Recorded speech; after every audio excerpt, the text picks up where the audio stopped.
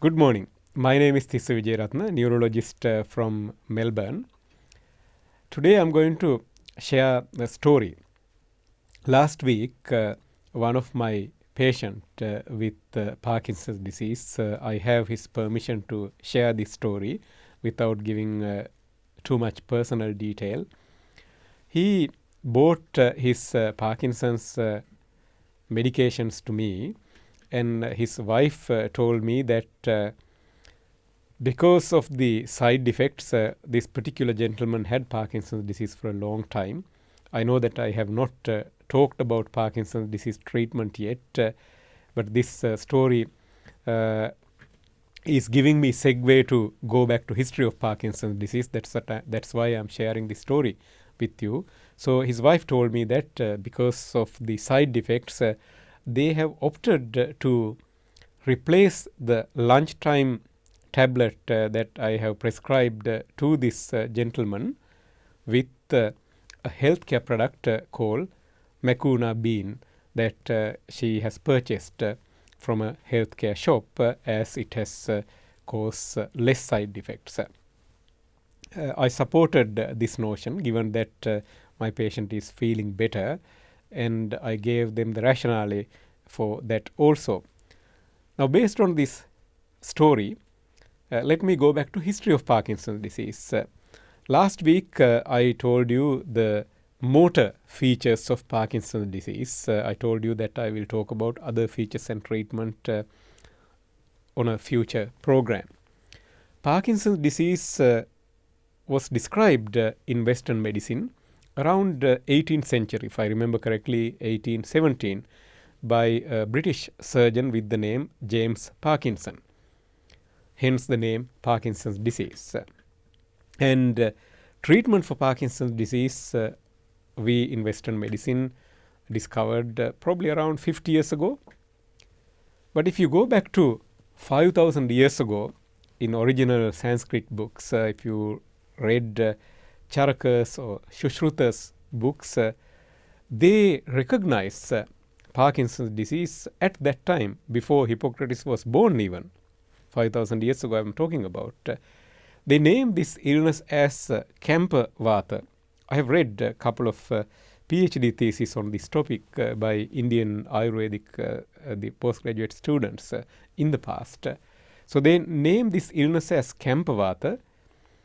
Camper means movement, Vata means nervous system. So they knew that this is a disorder affecting nervous system and related to movement, and they aptly named it as Camper Vata 5,000 years ago, way before Western medicine was born even.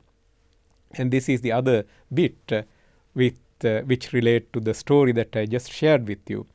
The Mucuna beans that my patient's wife was talking about was indeed the same beans that was prescribed for Camper Vata patients by Charakas and Sushruta students 5,000 years ago. Now the catch is when we prescribe Parkinson's medications these days, we know exactly which amount to give, whereas if you were to rely on things like Mucuna beans, you have to eat few kilograms of those beans to get the same amount of medication, which means if you have a patient who is eating that much bean, you probably don't want to stay close to them for the obvious reasons. You know what happened if you eat too much bean to you.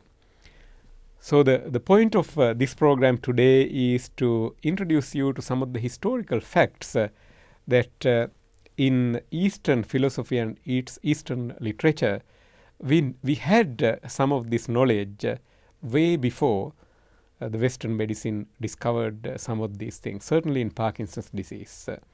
And the chemical that Mucuna beans has is indeed one of the strongest medication that we use. We'll talk about this when we talk about Parkinson's treatment in a future program. I hope this historic fact would be of use for our Sri Lankan listeners. Another interesting fact, do you know where the world first hospital was built or established, that was in Sri Lanka, in Mihintale. In fact, the first series of specialists or the subspecialization also has occurred at the same hospital. If you go to Polonnaruwa, please make a visit to the museum. You could see some of the specialized equipments. The surgeons were there, head specialists were there, probably the world first neurologists, who knows. So the Sri Lanka has such a rich history. So don't forget that history wherever you are. Sorry, I got sidetracked with that while we were talking about Parkinson's disease. I'm sure at Mihintale Hospital, those head specialists would have used same bean to treat Parkinson's disease patients, although we probably did not call the illness as Parkinson's disease at that time. So I'll come back to our usual plan of talks on Parkinson's disease, other symptoms and treatment on a future program. Until then, stay safe, stay well, take care.